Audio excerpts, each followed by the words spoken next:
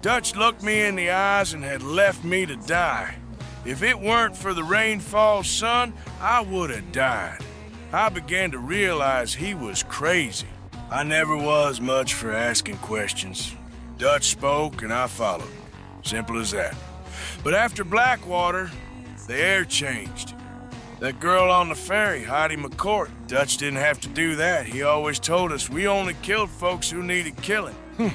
But I saw his face when he pulled that trigger. It wasn't a mistake. It was like I think he enjoyed the chaos of it. Then came that Bronte fella in St. Denis. Dutch got obsessed. It wasn't about the money anymore or finding some peace on an island. It was about his pride. When he drowned that man in the swamp and fed him to the gators. I was right there. I saw it. He was laughing on the inside. That's when Dutch started surrounding himself with Micah. Because Micah only ever said yes. And me? I became the problem. Guarma. That's where I knew for sure.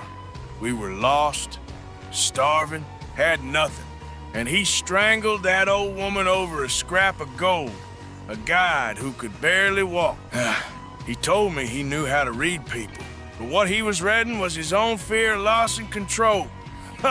He ain't going crazy. He's just stopping the effort of trying to look like a good man. The worst of it wasn't this rot in my lungs. It was watching him leave John behind. Twice. The boy he called his own son. Thrown to the wolves. Because he wasn't useful no more. And at the refinery, when I was pinned down and I looked up at him, Dutch just left me to die. He didn't blink. He saw me, decided I wasn't worth the trouble anymore, and turned his back. He always had a plan. And the plan was for Dutch van der Linde to get out alive. I gave everything I had for a well-told lie. And the worst part is, for a long time, it was the prettiest music I ever heard.